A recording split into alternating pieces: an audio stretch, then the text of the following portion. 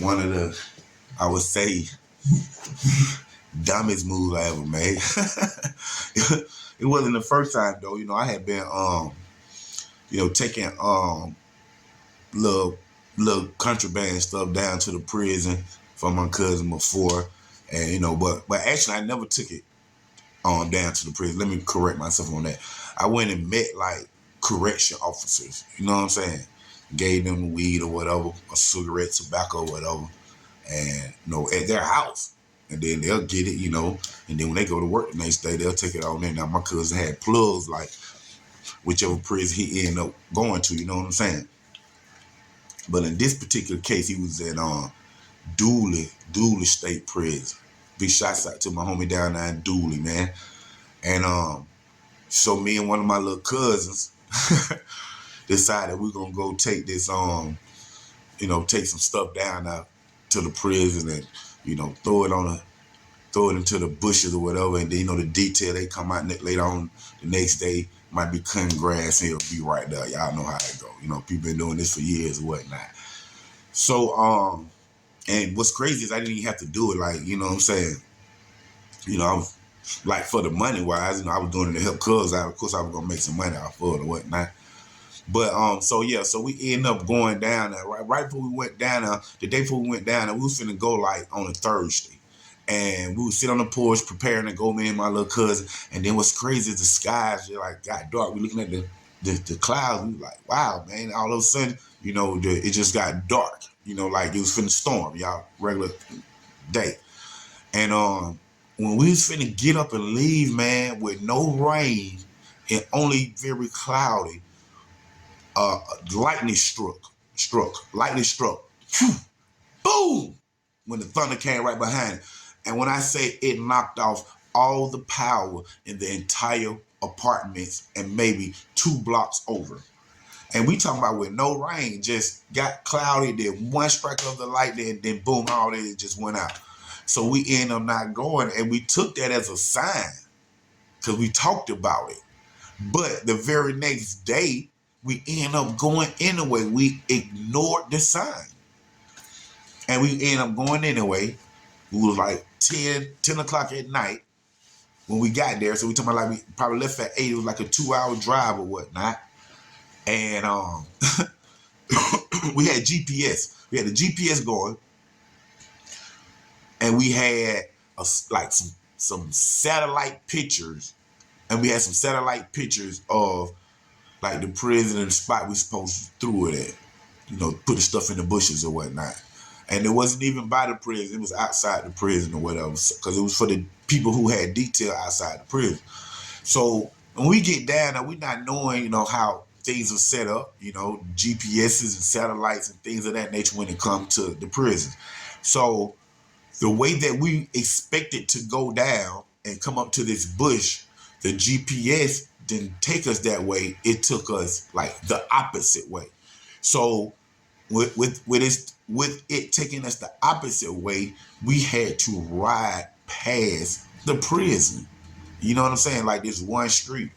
Not knowing that they have cops out there on those edges of the prison just for people like us that come down the street, because this is exactly what the officer told us when he called us. But anyway, so as we ride, we noticed that the prison is on the opposite side of where we supposed to be, like, the way the GPS going to bring us. We supposed to be looking to the left at the prison when we going down the street, but instead we looking at the right. And at this time we like, man, hold on, man, we supposed to be on the other side, of just something of that nature.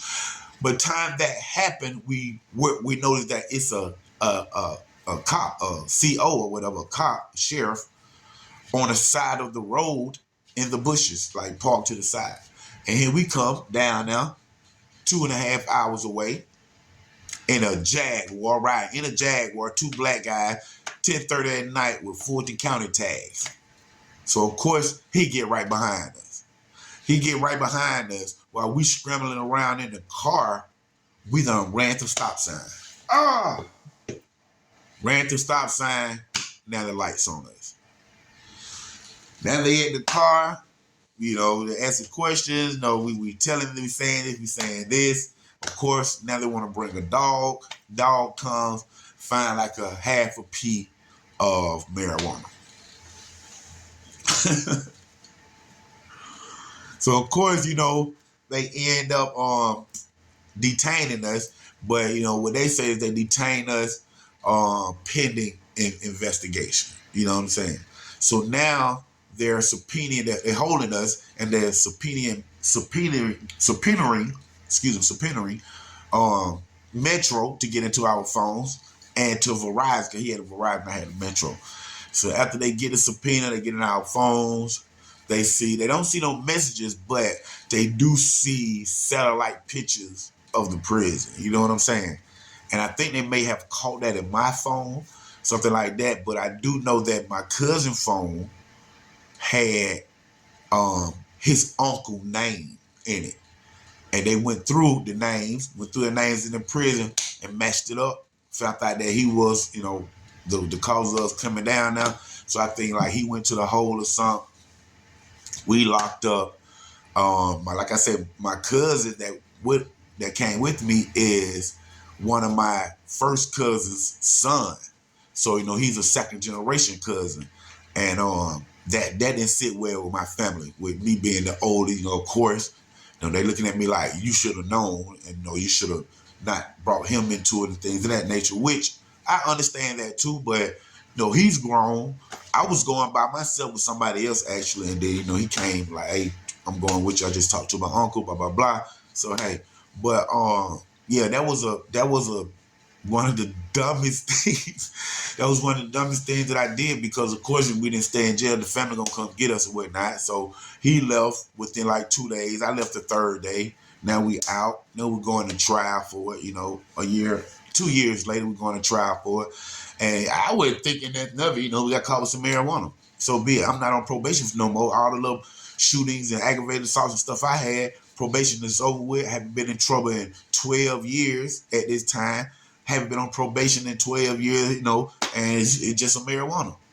So be it. So I know I'm going to get probation for it. This is my little cousin first time. I know he's going to get probation for it. So it really wasn't no big deal until I started going to court.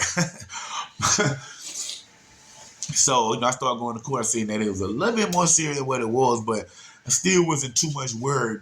But that all changed, My last court appearance, that all changed. While I'm there, I listened to what they were saying. It seemed like they was trying to send me down the road and whatnot. But of course I went here, and I ain't never been down the road at this time before. Even though I had burnt people, did my little stuff, by Jehovah's grace and my family's position, I didn't go down the road for them things. You know what I'm saying? So one day I'm out eating at Olive Garden. Me and a lady friend, we're out eating at Olive Garden, and I get a call from my attorney, and she said she got a deal for me. So I'm like, okay, what's the deal? She was like, 10-year probation, serve 90 days in boot camp. So, I run it. I run that right now. Do them 90 days standing upside down with my eyes closed. You know what I'm saying? So yeah, I take it. Let's take the deal. She said, but you have to be here tomorrow. It's like Wednesday. You know what I'm saying? I'm like, oh, I can't make it down there tomorrow. She was like, okay, well, your court day is Monday. If you can't make it down here tomorrow to go ahead and do all this right now, then your court day is Monday. But when you come in, be prepared to come to jail. So I'm like, okay, bet. So Wednesday, Thursday, got them days out of the way, got the weekend out of that way, prepared everything, and now bam, I'm on my way down to the courthouse on that following Monday. So when I get in there, they call me up. As I had, wrote the paper and pled guilty, wrote all the stuff in. They called me up. They said, hey, Mr. Knox, you pleaded guilty to possession with marijuana with intent to distribute. And the state has agreed to drop the conspiracy charge, because I had a conspiracy charge too. So like with all the stuff in the phone and things of that nature. And I really wanted that conspiracy charge to get off me. So I went ahead and pled to the possession of marijuana. So I was like, yeah, I pled to it guilty. Nobody didn't offer me nothing. Yes, I did on my own conscience. Y'all know how that go. So once we got through all that, the judge finna go ahead with her recommendation. So she was like, okay, but at this time, we go ahead and accept your plea of guilty, and the courts are sentencing you to 10 years, serve 2 in prison. When she when she said 10 years served, I remember this. She said 10 years served, 2 in prison. I remember looking at my attorney like, who's she talking about?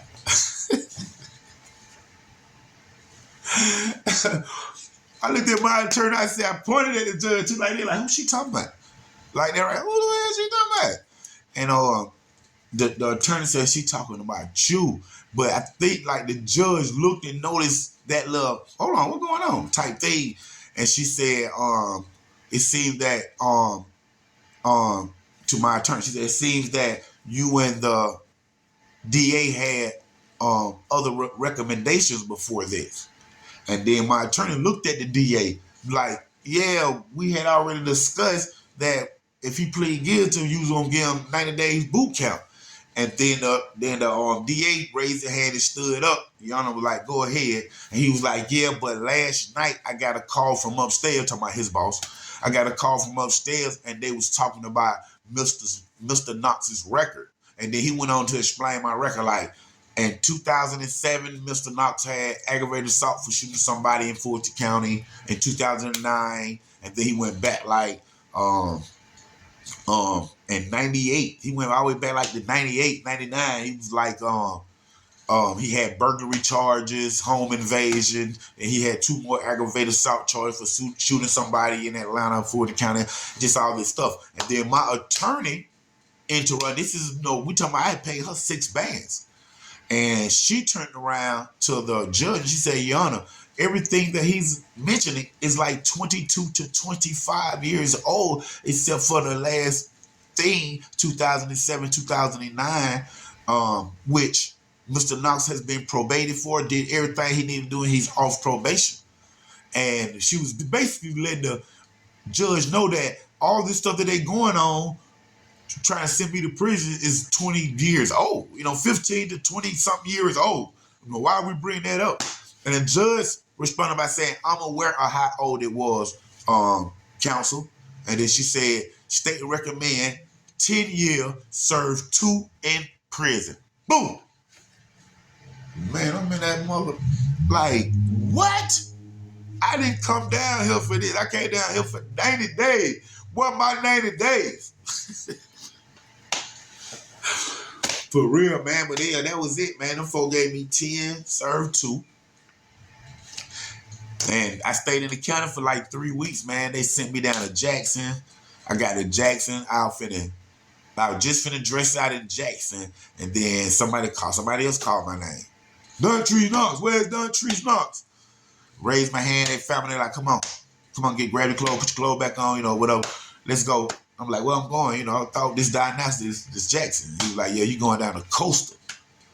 So I ended up going down to Coastal State Prison Diagnostic, and I ended up staying down now for my whole entire bid. You know what I'm saying? And when I say my whole entire bid, of course, I didn't do the 2 years. Praise Jehovah for that. And what is amazing is it's all about who you know and your time and your life and things of that nature, which we all know. Once I got down now into the prison, after my first 30 days, it was time for me to see the counselors and all that after you get in, your 30 days in diagnostic, whatever. So I went to see this lady. I went to see this white lady. She wasn't a counselor. She was like director of the programs and things that you have in now. And once I got in her office, I knew something was strange or different because I was in line. It's 8 people in front of me. Everybody going in the office. She telling them what, she telling them, and they leave out. Next person go in. But when I come through the door, she gets up from around her desk and she shuts her door. So I'm like, well, what's going on? Then I'm looking at her pictures on her desk, this white lady, and I see that she got kids, and I see that they mixed kids. So the first thing in my head is, she date black guys. But, so be it. I'm in prison, whatever. And she started typing on her computer. She's doing her thing. She looked at me, and she looked back at her computer. I remember her put her hands on her hips, and she looked back at me, and she said, you know what, Mr. Knox, with your record, your ass supposed to been in prison. I don't know who been looking out for you in Atlanta that she keep on typing, doing her thing. So then after she get through, she look at me, she say, do you know Polly? I said, Polly? Now, I don't know anybody named Polly. She said, you don't know Polly from College Park? I said, no, ma'am, I don't know Polly. She said, Napoleon. His name is Napoleon. So now I'm thinking like, oh, yeah. And I remember back, I stayed on 29 right before my brother got killed. Through some of my friends on 29, I had met Napoleon, Polly. You know, a friend named Polly. We, at my house, smoke, we chill, this, that. Like I said, I met him through another friend beside my partner yacht. But Polly had ended up leaving from College Park at one point, and he ended up going enlisted into the Army. And that was the last I heard from him. Well, make a long story short, he enlisted in the Army, did his thing. They stationed him in Savannah. And when they stationed him in Savannah, he ended up meeting this lady who was the director of the programs, and they got kids together. Those are his kids that was on her desk that I was looking at. So I said, oh, yes, I know Polly. That's my friend. That's a close friend of mine from College Park. She said, yeah, that's my kid's father right here. And so now looking at the picture, I said, oh, yeah, that's my friend. Tell him I say hello. Things of that nature.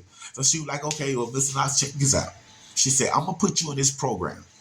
She said, this program do not hold violent offenders with violent charges. She said, but the thing is with you only in here for possession of marijuana, which you qualify for the program. She said, but your past is very violent. You have a lot of violent shootings on your record. She said, so I'm going to put you in the program, but there's a chance that when parole see you in this program, they're going to kick you out because of your violent past. She said, don't quote me on that, though, because they might not, because it's supposed to be what you're in here for. You can't be in here for a violent charge and you can get in the program. And you're not in here for that. You're old, for one. And then she said, then you just have a possession of marijuana. So I'm going to go ahead and put you in it. Hopefully you can stay in it and parole won't kick you out. She said, now, if you stay in it and take all your classes and graduate from your classes, excuse me, she said, on your 10, serve 2 in prison, I can have you out of here within a year. She said, but while you here, she said, don't get no tattoos. She said, don't get no tattoos. Don't get no tattoos, you know what I'm saying? Don't get no tattoos. Let me keep on going, take out my shirt. And don't get in no trouble, and you can get out of here within a year. Of course, I've been out getting tattoos, you know what I'm saying? Actually, when I got in there and I started doing my thing, I bought me like 2 tattoos done, and then bought me a Mexican who know how to tattoo. Straight up, meaning like bought him, like, check this out, bro. I'm finna pay him to move out my room. I'm gonna pay you to move in my room, and I'm gonna pay you every time you tat on me. I already got my own gun. He was like, bet. So I paid him, bought me a Mexican, tattooed out on my back, my arms, everywhere. But I hid it a lot, you know what I'm saying? Then I worked in the kitchen, so I moved around a lot. I went in the dorm when they're doing all these inspections and checking your bodies and all that. I know I was there several times, but of course I didn't get caught. But she had told me, though, you don't get no tattoo, you stay out of trouble, I can get you out within a year. Man, I didn't get in no trouble, of course. Did what I had to do. Graduated at the top of the class of all the classes in prison that I took. And I got myself up out of there within 10 months on that 2-year thing, man. Came home, man, straight to Video Wayne, man. Rare reports. Came home straight to him, open arms. He go a couple of stats.